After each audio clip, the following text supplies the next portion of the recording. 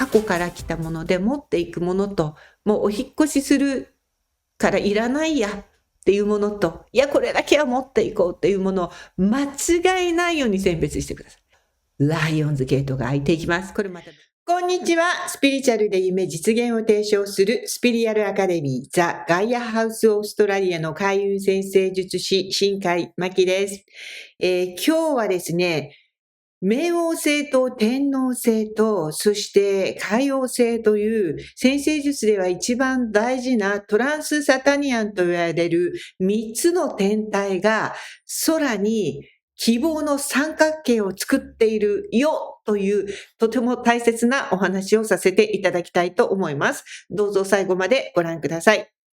まず7月、小惑星カイロンのアスペクトが多数あることをすでにお話ししました。別動画をご覧ください。で、これは傷を掘り起こすような出来事が多くなるということを示しているんですが、それだけではなく、このトランスサタニオンの小三角形、希望のアスペクトもあるんだよということなんですね。で、この三角形は火と風のエレメントで作られています。火っていうのは行動、自己主張。そして風っていうのは知識、情報。もちろん風ですから循環させること、コミュニケーションなどを示しています。これらのエネルギーが最も最善の形で調和的に働くのがこの3つのトランスサタニアンが作るミニ三角形のアスペクトのエネルギーなんです。で、これは社会全体、経済、時代背景、個人の意識とか個人の人生の成長に対してとても情熱的なモチベーションをもたらし、より良い改革をもたらし、革新的な新時代を築く。そしてそこには平和とか安心とかでいうね、私たちが一番求めているそういう現実的なエネルギーをもたらす可能性を示しています。ですが、何でもかんでも新しいものがいいわけではなく、実は古いものの中にある良きエッセンスを取り出して、それを新しい時代に持っていくという仕分けもしなければいけないんですね。この小惑星、トランスサタニオンの小三角形っていうのは、この古いものの大切さも見逃しちゃいけないよということも示しております。もう少し具体的にそれぞれ見ていくと、今、こちらに出ているのは、7月の18日の日の、アスペクトなんですが、ここですでにミニ三角形ができているんですけれども、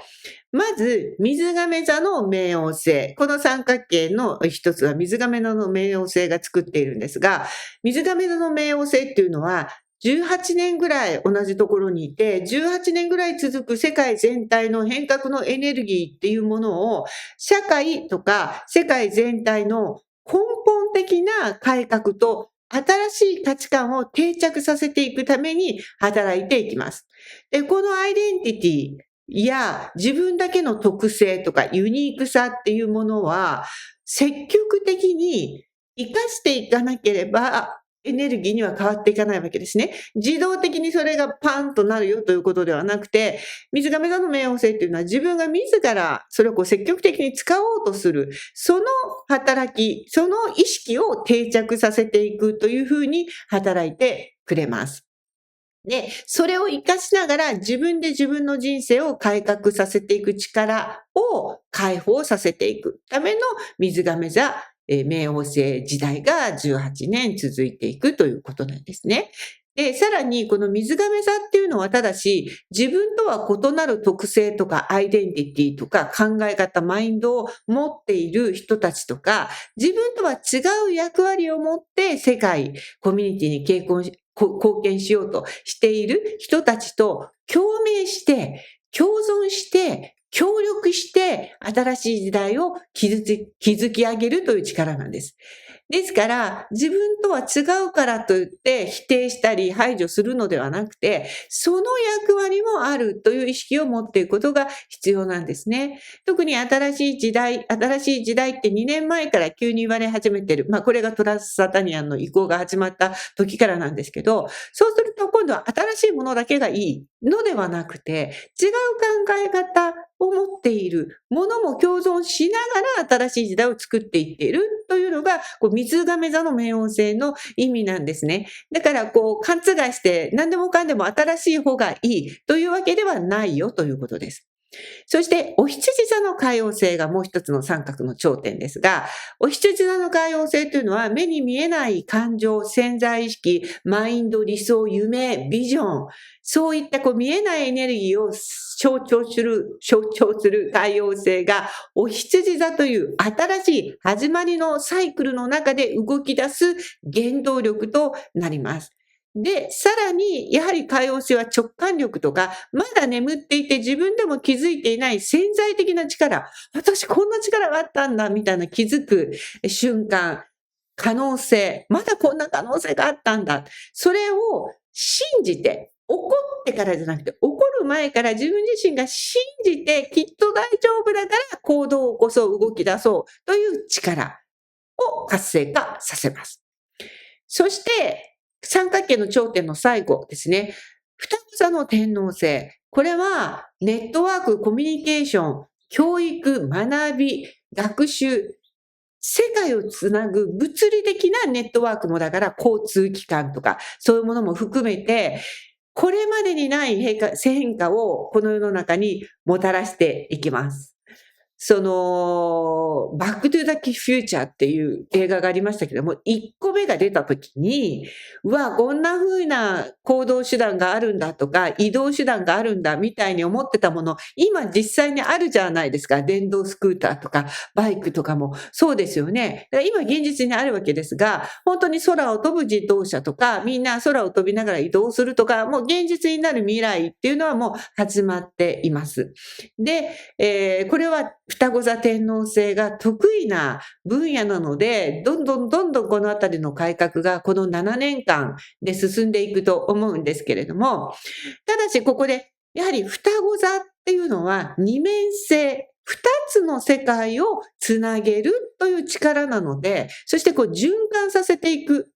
で、学びも双子座で、学びということは経験です。今日まで知ってきたこと、学んできたこと、先人たちの教え、やっぱりこれも古いと言われてしまいますけれども、でもその過去からやってきて私たちが学んで経験したり知っていること、その学びを活かして改革しようよというのが双子座の天王星なんです。で、これも忘れられがちですね。新しい時代って言われると。だからそこをですね、ちょうどこのミニ三角形が起こる今年の7月を中心に、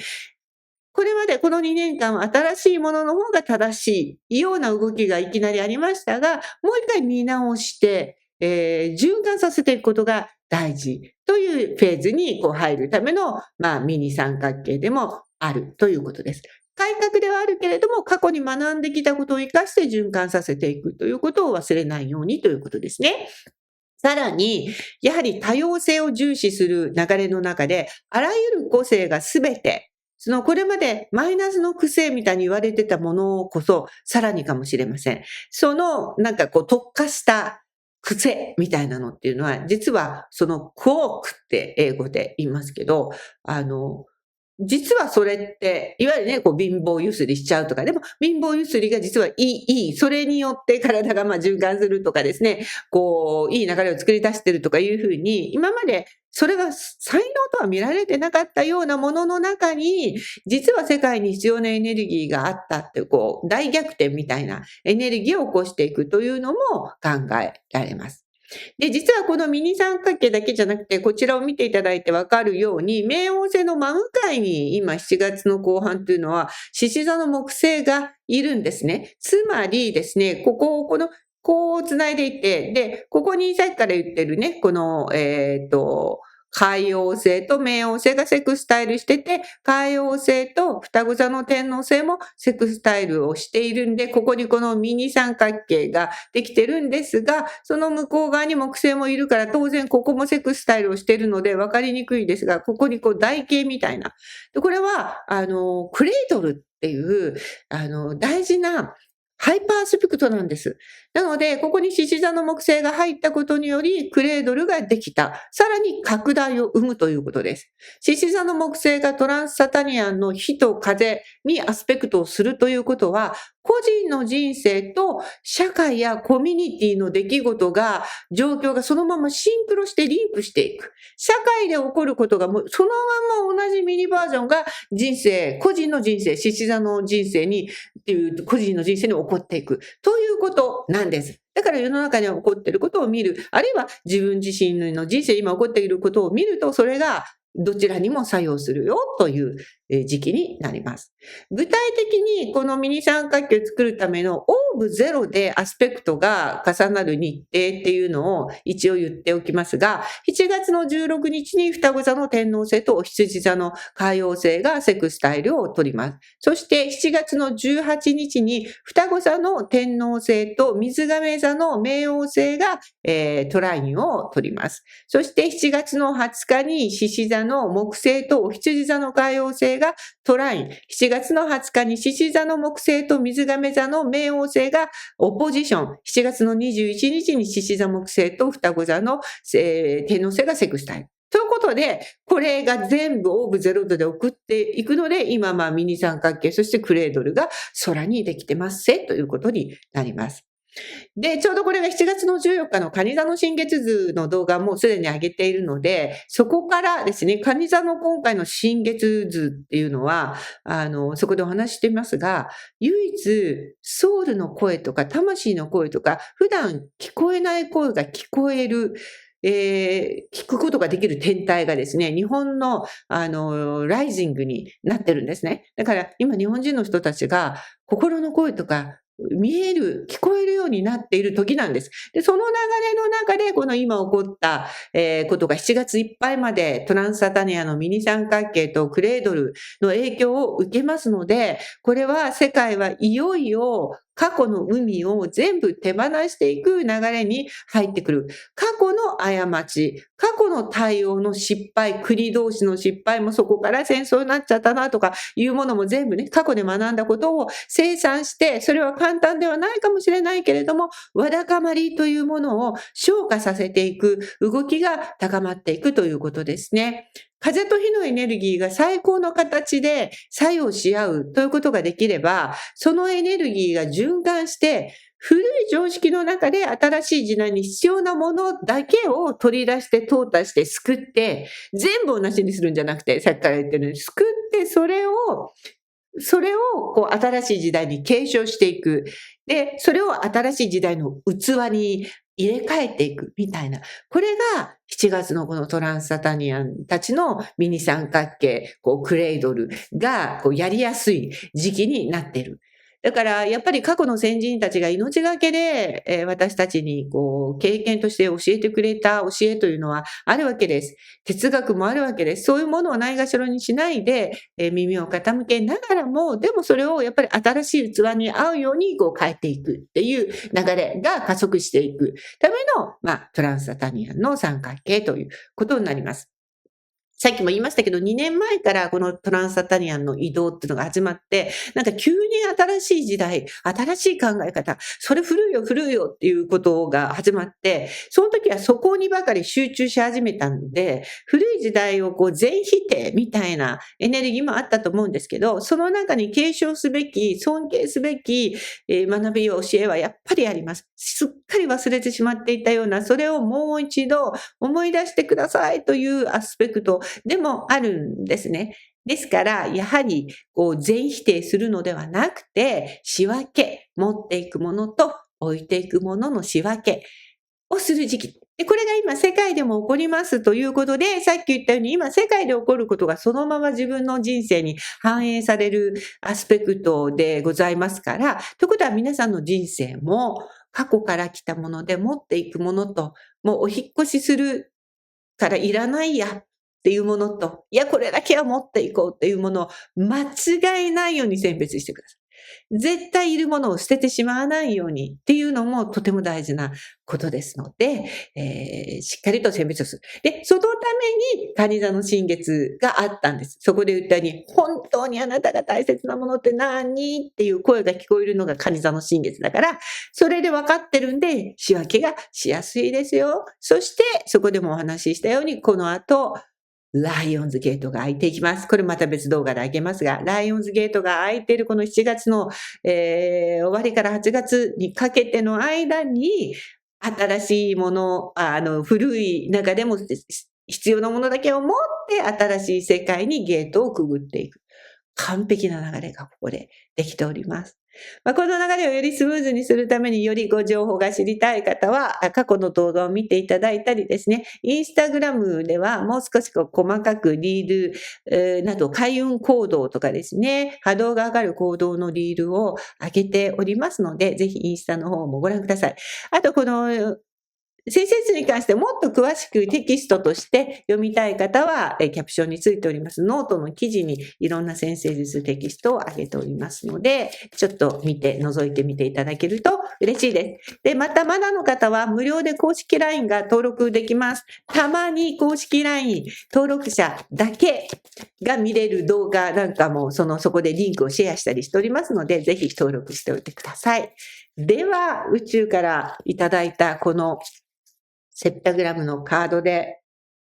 ジュピターです。今日見ている皆さんへのメッセージいいですね。もちろん言わずと知れたラッキー、惑星でございますけど、ジュピター、今皆さんが改革だけではなくて拡大の時にあります。やっぱりこのジュピターがカードに出る時っていうのは、寛容さが大事だよとか、柔軟さが大事だよという意味もありますし、自分自身のまだ見えてない可能性を信じてくださいという意味も大いにあります。なので、もう一度自分自身を見つめ直す日にしてみてください。ということで、素敵な一日をお過ごしください。